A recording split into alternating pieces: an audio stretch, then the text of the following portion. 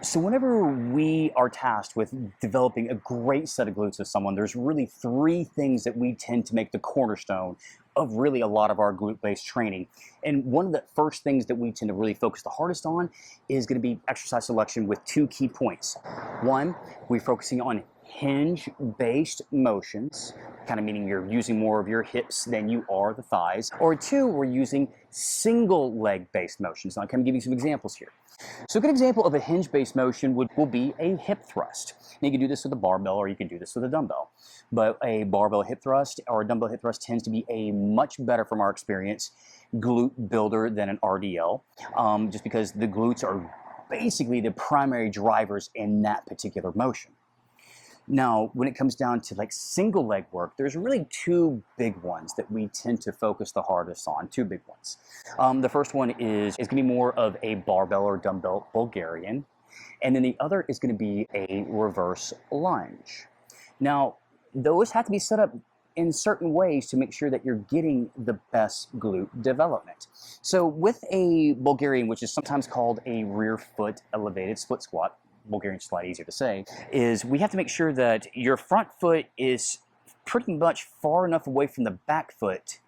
So you got this long stance or this long stride, and when we do that, we see much better glute development. The thing is when your front foot is very close to the back foot, it tends to be more of a quad dominant motion. While nothing's wrong with that, you just don't really feel the glutes as much. But we tend to lengthen the stride out and get that front foot a little further away from the back foot. You get into a situation to where to complete the rep, you really have to drive your hips back and actually lean forward a little bit. And when we have individuals do that, we're noticing the glutes are working really hard. You really feel the burn of the glutes on that one. We do the same thing with a reverse lunge. Reverse lunge, we tend to operate this way. Longer the stride, better the butt. That's how we tend to operate with reverse lunge. And you can do reverse lunge with your body weight. You can do it assisted. We can do it with a barbell. We can do it with a dumbbell, whatever. But we can always keep in mind that the longer the stride, the better the butt. So that's what we keep in mind with reverse lunges. We want someone to really step back very far to where they have to really hinge back. And when they do that, we see really significant glute activation. And at the end of the day, guys, that's kind of what we're looking for, is we're looking for glute activation. Now, another thing that we do when it comes down to really wanting to maximize glute development is we focus on making the rep as long as possible. Make it to where you got to go a little deeper. And a good way to making sure you go deeper is to elevate the front foot. So doing a front foot elevated Bulgarian or even a front foot elevated reverse lunge means you're going to have to go lower than what typically the ground would allow. And to do that, you sometimes have to hinge even more. And now whenever that happens, the glutes getting activated and getting worked in a range of motion that typically doesn't get worked in. And when you have that long rep with a motion that feels good to you, watch out. 9 times out of 10, the lactic acid burn is the reason people have to stop in that one. The third thing is we really help individuals focus on lifting heavy weight.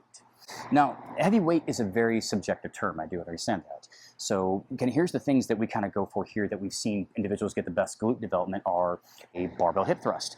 We have to like to get individuals up into 200 on the low end, 300, 400, even 500 pounds for reps, because the glutes are such a big, strong, dense muscle. They need weight.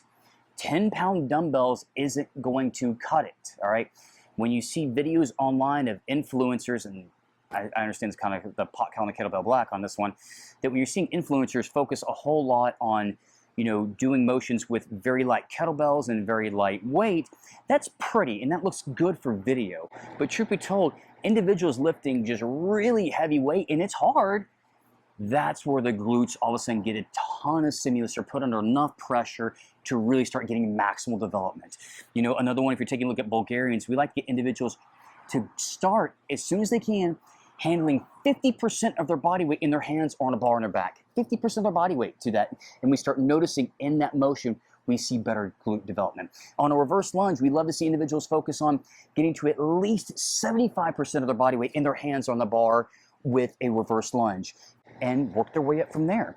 Tend to focus on, again, big hinge motions or single leg motions that involve a ton of hinging. We tend to focus on really finding ways to make that rep as long as possible, whether that means going like standing on a box or going lower. Or in third, we focus on really teaching individuals to get very strong and lift very, very heavy weight, or heavy for them. And we keep repeating that process over and over again until basically the glutes look the way the person wants to look, and then we're done.